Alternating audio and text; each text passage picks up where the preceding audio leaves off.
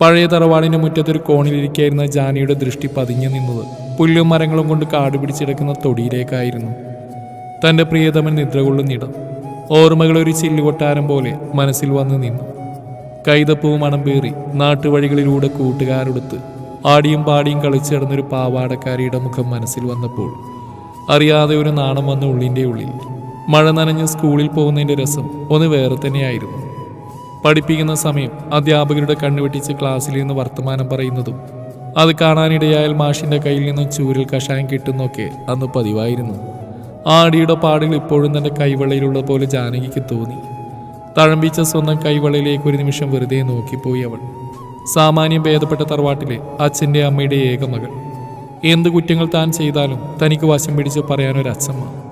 അച്ഛമ്മ പറഞ്ഞു തന്നിരുന്ന രാജകുമാരൻ്റെയും രാജകുമാരിയുടെയും കഥകളിൽ പലപ്പോഴും ഞാൻ എന്നെ തന്നെ രാജകുമാരിയെ ഭാവന ചെയ്തിട്ടുണ്ട്. പിറ്റേ ദിവസം ആ കഥകളൊക്കെ വന്ന് കൂട്ടുകാരോട് പറയാൻ തനിക്ക് വല്ലാത്തൊരു ഉത്സാഹമായിരുന്നു. എന്നു പെട്ടെന്നാണ് വർഷങ്ങൾ ആരെയും കാത്തു നിൽക്കാതെ കടന്നുപോയത്. അങ്ങനെ 10ാം ക്ലാസ്സിലെത്തി. വീടിൻ്റെ മുറ്റത്തുള്ള മൂവാണ്ടൻ മാവിൻ്റെ ചാഞ്ഞ കൊമ്പിൽ കയറി കണ്ണിമാങ്ങ പിച്ചെന്ന് കണ്ടപ്പോൾ അമ്മയുടെ വക ശകാരം. പെണ്ണിന് വല്ല അടക്കവും ചിട്ടിയുണ്ടോ നോക്കി രാമേട്ടാ. പിന്നെ അച്ഛനോടായി പരാതി. മുട്ടോളം മുടിയുണ്ടായിരുന്ന തനിക്ക് ചെമ്പരത്തി പൂവിട്ട് കാച്ചിയ വെളിച്ചെണ്ണ നിത്യവും അച്ഛമ്മയായിരുന്നു തലമുടിയിൽ പറ്റിത്തന്നിരുന്നു. മുടി അഴിച്ചിട്ടെങ്ങാനും നടന്നാൽ സ്നേഹപൂർവ്വമുള്ള ശകാരവും കേൾക്കും. ആരെങ്കിലും എൻ്റെ കുട്ടിയുടെ മുടി കണ്ണു വെക്കുവേ. അത്രയ്ക്ക് തന്നെ ജീവനായിരുന്നു തൻ്റെ അച്ഛമ്മയ്ക്ക്. ഹൃദയത്തെ തൊട്ടറിഞ്ഞ സ്നേഹം ആർക്ക് ആരോട് എപ്പോൾ വേണമെങ്കിലും ആവാം. മനസ്സങ്ങനെയാണ്.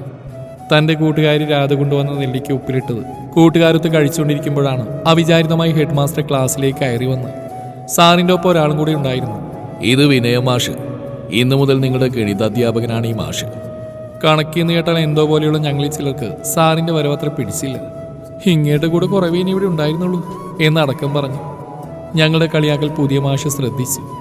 മാഷിൻ്റെ ആ നോട്ടം അവസാനം വന്ന് പതിച്ച് എൻ്റെ മുഖത്തേക്കാണോ എന്ന് പോലും എനിക്ക് തോന്നി. ഞങ്ങളുടെ സ്കൂളിൽ ആകെ ചെറുപ്പക്കാരനായ സാറ് പുതിയ മാഷ് മാത്രമായിരുന്നു. സ്കൂളിലെ കുട്ടികൾക്കൊക്കെ സാറിനോട് ആരാധനയും തോന്നി തുടങ്ങി. ബോർഡിൽ കണക്കിയാൻ മാഷ് ഹാജർ ബുക്ക് നോക്കി കുട്ടികളെ വിളിക്കും. തൻ്റെ പേര് വിളിക്കില്ലേ എന്ന് പ്രാർത്ഥിച്ചിരുന്നു. അപ്പോൾ ദാ വിളിക്കുന്നു. ജാനകി രാമേന്ദ്രൻ. നെഞ്ചിരിപ്പോടെ മേശപ്പുറത്ത് നിന്ന് ചോക്കെടുത്ത് വിശാലമായ ബോർഡിൽ സാറ് പറഞ്ഞ ചോദ്യം ചെയ്യാൻ തുടങ്ങി. ചുറ്റിനും എന്തൊരു നിശബ്ദത. ആരെയും ശ്രദ്ധിക്കാതെ വല്ല വിധേനയും ചെയ്തു എന്ന് വരുത്തി ചോക്ക് മാഷിൻ്റെ കയ്യിൽ കൊടുത്തു. പിന്നെ മാഷിൻ്റെ മുഖത്തേക്കും. താൻ ചെയ്ത കണക്ക് ശരിയാണെന്ന് എനിക്ക് തോന്നുന്നുണ്ടോ എന്ന മാഷിൻ്റെ ചോദ്യത്തിന് ജാനിയുടെ നോട്ട് രാധയുടെ മുഖത്തേക്കായി. തന്നേക്കാൾ ഗണിതത്തിൽ പിറകിലായ അവള് ഇഞ്ചി കടിച്ച കുരങ്ങിനെ പോലെ ഇരിക്കുന്ന കണ്ടപ്പോൾ സത്യത്തിൽ തനിക്ക് ചിരി വന്നു. ഈ ചോദ്യത്തിന് ഉത്തരം അറിയുന്നവരാരൊക്കെ എന്ന മാഷിൻ്റെ ചോദ്യത്തിന് മായ എഴുന്നേറ്റു. മാഷി നീട്ടിയ ചോക്ക് കയ്യിലെടുത്ത് എന്നെ നോക്കി ഊറി ചിരിച്ചവൾ കണക്ക് ചെയ്ത് കാണിച്ചു. കാരണവന്മാർ വീട്ടിൽ നിന്ന് ഓരോന്നിനും പഠിക്കാൻ വിടും. പഠിക്കണം, അല്ലാതെ ഇവിടെ നിന്ന് സംസാരിച്ചാ ഇങ്ങനെയൊക്കെ വരും. എന്നിട്ട് മേശമേലിരുന്ന ചൂരലെടുത്ത് കൈ കാണിക്കാൻ പറച്ചിലും തൻ്റെ പൂ പോലെ മൃദുലമായ കൈവെള്ളയിൽ ചൂരൽ കഷായം തന്നു വിനയ മാഷ്. വേദനയുണ്ടെങ്കിലും താനത് പുറത്തു കാണിച്ചില്ല. പിന്നെ മാഷിൻ്റെ ക്ലാസ്സുകൾ കൂടുതൽ ശ്രദ്ധിക്കാൻ തുടങ്ങി. മാഷ് അടുത്തു വന്ന് നിൽക്കുമ്പോൾ ഏതോ ഒരു മുജ്ജന്മ ബന്ധം പോലും പലപ്പോഴും തോന്നുമായിരുന്നു. 10ലെ മാർക്ക് വന്നപ്പോൾ തനിക്ക് നല്ല മാർക്ക് കിട്ടി. അപ്പോൾ ഏറ്റവും കൂടുതൽ സന്തോഷിച്ചത് മാഷ് തന്നെയായിരുന്നു. പ്രീ ഡിഗ്രിക്ക് പഠിക്കാൻ ചേർന്നപ്പോഴും മനസ്സിൽ മാഷ് മാത്രമായിരുന്നു. പയ്യെ മാഷിനോടുള്ള പ്രണയം മനസ്സിൽ വിടരാൻ തുടങ്ങി. ആയിടക്കാണ് തങ്ങളുടെ വീടിൻ്റെ അടുത്തുള്ള ഒരു ചേച്ചിയെ പെണ്ണ് കാണാൻ ആൾ വരുന്നു എന്നറിഞ്ഞത്. രാവിലെ തന്നെ ചേച്ചി ഒരുക്കേണ്ട ചുമതല ഞാനും രാധയും ഏറ്റെടുത്തു. രാധയോട് മാഷിനോട് തനിക്കുള്ള സ്നേഹം മുന്നേ പറഞ്ഞിട്ടുണ്ടായിരുന്നു. അവളതത്ര കാര്യമാക്കിയിരുന്നില്ല. ചെറുക്കനെ കാണാൻ കാത്തുനിന്ന് ഞങ്ങളുടെ മുന്നിലേക്ക് വിനയൻ മാഷും കൂട്ടിനും വന്നു കയറി. ആ വരവ് എന്നെ സംബന്ധിച്ചിടത്തോളം ഒട്ടും സഹിക്കാൻ പറ്റുമായിരുന്നില്ല. ചേച്ചിയും മാഷും ഒരുമിച്ച് നിൽക്കുന്ന കണ്ടപ്പോൾ തനിക്ക് വല്ലാത്ത വിഷമമായി. അന്ന് രാത്രി തനിക്ക് ഉറങ്ങാൻ കഴിഞ്ഞിരുന്നില്ല. കുറേ കരഞ്ഞു. തന്നെ കാണാതെ മുറിയിൽ തിരക്കി വന്ന അച്ഛമ്മയോട് തൻ്റെ സങ്കടത്തിൻ്റെ കാര്യം പറഞ്ഞു. എന്താ കുട്ടി നീ പറയണേ? നിന്നേക്കാൾ എത്ര വയസ്സിന് മൂപ്പുണ്ട് അയാൾക്ക്. ഇവിടെ ആരെങ്കിലും അതിന് സമ്മതിക്കുമെന്ന് എനിക്ക് തോന്നുന്നുണ്ടോ? മോളെ, അതൊക്കെ മറന്ന് ഭഗവതിയെ പോയി പ്രാർത്ഥിക്കുക. എല്ലാം ശരിയാവും. അമ്പലത്തിലെ കൽപ്പടവിളിറങ്ങി കാലുകൾ നനച്ച് പടികൾ കയറുമ്പോഴും ഭഗവതിയുടെ മുന്നിൽ മനമുരുകി പ്രാർത്ഥിക്കുമ്പോഴും മനസ്സിലാഗ്രഹിച്ചത് മാഷിനെ തനിക്ക് കിട്ടണേയെന്ന് മാത്രമായിരുന്നു. ഇനി എന്തായാലും തൻ്റെ ആഗ്രഹം പറഞ്ഞിട്ട് തന്നെ കാര്യം. പാടവരമ്പിലൂടെ ഇളം വെയിൽ കൊണ്ട് ജാനി മാഷിൻ്റെ വീട് ലക്ഷ്യം വെച്ച് നടന്നു. പുഴക്കരയോട് ചേർന്ന് മനോഹരമായ കൊച്ചൊരു വീട്. മുറ്റത്ത് നിറയെ പൂച്ചെടികൾ, അതിൽ മനോഹരമായ പുഷ്പങ്ങൾ കൊണ്ട് നിറഞ്ഞിരുന്നു. മാഷിൻ്റെ വീട് ദൂരെ എവിടെയോ ആണ്. ഹെഡ് മാസ്റ്ററുടെ ഏതോ പരിചയത്തുള്ള ഒരാളുടെ വീടാണിത്. മുറ്റത്താരെയും കാണാത്തതുകൊണ്ട് വിനയ മാഷി എന്ന് ഉച്ചത്തിൽ വിളിച്ചു ജാനി. 2 വിളികൾക്കപ്പുറം തലയിൽ തോർത്ത് ചുറ്റി മാഷ് വന്നു. ജാനിയെ കണ്ട അതിശയത്തോടൊന്ന് പുഞ്ചിരി തൂകി. അല്ല, താനോ? എന്താ ഇവിടെ? അടുക്കളയിൽ കുറച്ച് ജോലിയായിരുന്നേ. തോർത്ത് തലയിൽ നിന്ന് അഴിച്ച് മാഷ് പറഞ്ഞു. കയറി വരൂ. മാഷ് അകത്തേക്ക് ക്ഷണിച്ചു. അവളുടെ മനസ്സിൽ താൻ പറയാൻ പോകുന്ന കാര്യത്തെക്കുറിച്ച് ആലോചിച്ച് ഒരു പരിഭ്രമമൊക്കെ വന്നു തുടങ്ങി. ജാനകിക്ക് കുടിക്കാനെന്താ വേണ്ടേ? ഒന്നും വേണ്ട മാഷേ, അവൾ മറുപടി പറഞ്ഞു. മാഷിനോടൊരു വിവരം പറയാൻ വന്നാൽ ഞാൻ. മാഷ് അതെങ്ങനെ ഉൾക്കൊള്ളുമെന്ന് എനിക്കറിയില്ല. എനിക്ക് മാഷിനെ ഇഷ്ടമാണ്. ആ ഇഷ്ടം കൊണ്ട് ചോദിക്കുക, എന്നെ വിവാഹം കഴിച്ചുകൂടെ? ജാനിയുടെ പെട്ടെന്നുള്ള ചോദ്യം മാഷിനെ ഒന്ന് ഞെട്ടിച്ചു.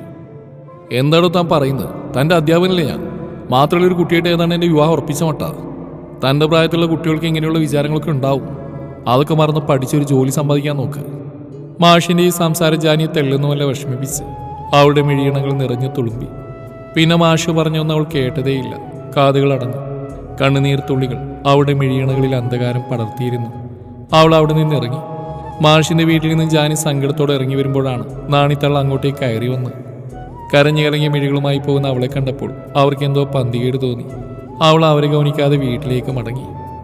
അമ്പലത്തിൽ പോയിട്ട് നീ എന്താ ജാനി ഇത്ര വൈകിയേ? അമ്മയുടെ ചോദ്യത്തിന് കൂട്ടുകാരുടെ വീട്ടിൽ പോയിന്ന് മറുപടി കൊടുത്തു. അച്ഛനൊരു ബന്ധുവിന്റെ വിവാഹത്തിന് പോയിരുന്നുകൊണ്ട് തൽക്കാലം രക്ഷപ്പെട്ടു. അമ്മ കേൾക്കാതെ അച്ഛമ്മയോട് മാഷിന്റെ വീട്ടിൽ പോയ കാര്യം അറിയിച്ചു. മാഷിനെ വേണ്ട അച്ഛമ്മ എന്ന് സങ്കടപ്പെട്ടുകൊണ്ട് അച്ഛമ്മയെ കെട്ടിപ്പിടിച്ച് കരഞ്ഞു. അവളെ എന്തു പറഞ്ഞ് ആശ്വസിപ്പിക്കണമെന്നറിയാതെ അച്ഛമ്മയും. എന്തോ വിരസത ജാനി വന്ന് മൂടിയിരുന്നു.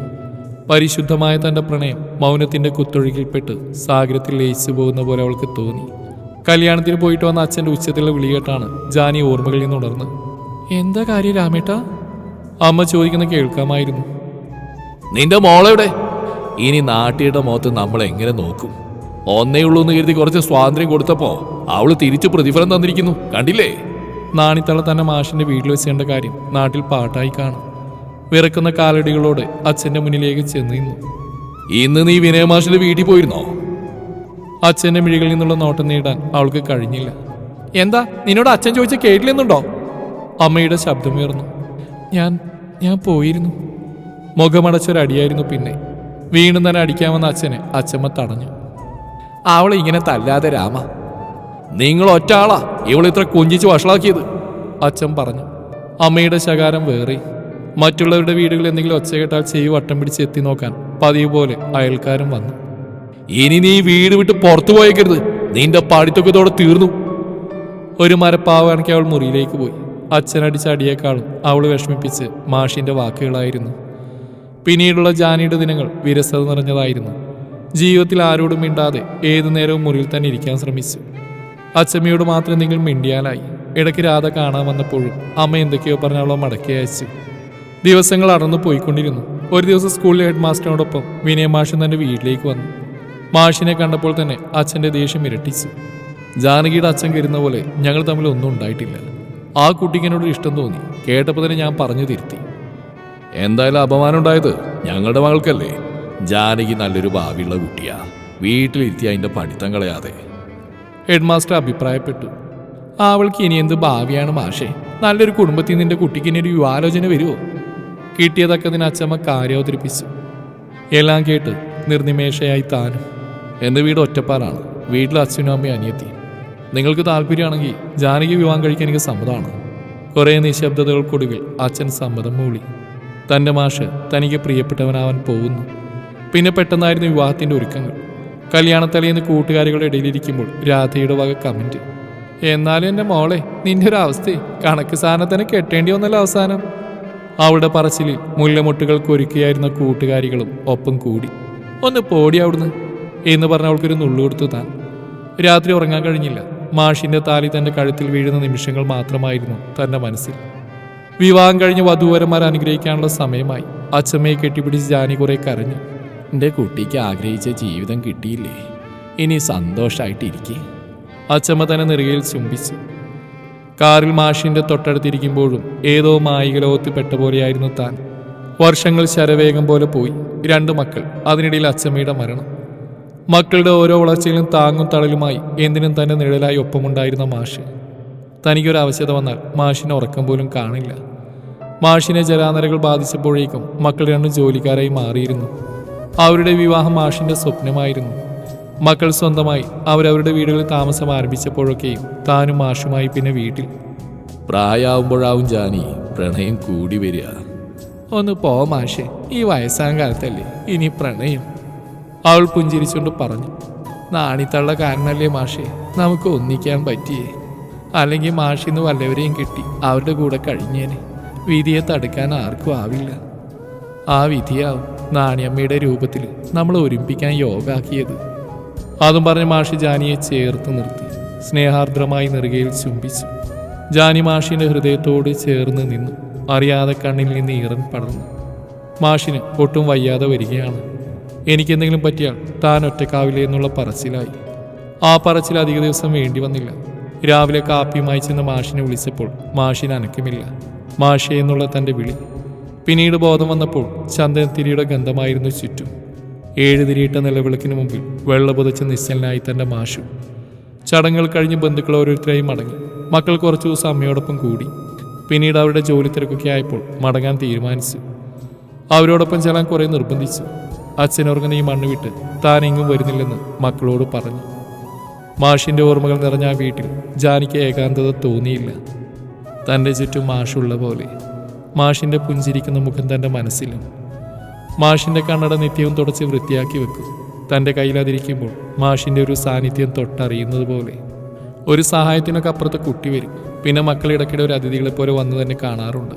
എന്താ ജാനി കുട്ടി, സ്വപ്നം കാണുകയാണോ എന്നുള്ള രേവതിയുടെ ചോദ്യം കേട്ടാണ് ഓർമ്മകളിൽ നിന്നും ജാനി ഉണർന്നത്. പഴയ ഓർമ്മകൾ പൊടി തട്ടിയെടുത്തൊന്ന് വായിച്ചതാ കുട്ടിയെ. മാഷിനെ പ്രണയിച്ച കാലാവും അല്ലേ? അവൾ നീട്ടി ചോദിച്ചു. ഈ പെണ്ണിൻ്റെ ഒരു കാര്യം. തൻ്റെ പഴങ്കഥകളൊക്കെ അവൾക്കറിയാം. അതിൻ്റെ സ്നേഹത്തോടെയുള്ള ചോദ്യമാണ്. ഞാനുണ്ടാക്കിയ പായസം കുറച്ച് അമ്മയ്ക്ക് എടുത്തതാണ്. അവൾ അതും കൊണ്ട് അകത്തു പോയി. ഒരു ഗ്ലാസ്സിൽ പായസം നുകർന്നവൾ അവരുടെ അടുത്തേക്ക് ചെന്നു. ജാനിയമ്മ പിന്നെയും ദിവാസ്വപ്നം കാണുവാണോ? പായസം കുടിച്ചു നോക്കിയേ. അതും പറഞ്ഞ് അവൾ തട്ടി വിളിച്ചു. അവർ നിശ്ചലമായി അവളുടെ ദേഹത്തേക്ക് വീണു. രേവതിയുടെ നിലവിളി ഉച്ചത്തിലായി. അവരുടെ കൈകളിൽ അപ്പോഴും ഭദ്രമായി ആ കണ്ണടയുണ്ടായിരുന്നു. തൻ്റെ മാഷിന്റെ മിഴി നിറഞ്ഞ സ്നേഹം ആവാഹിച്ചിരുന്ന ആ കണ്ണട.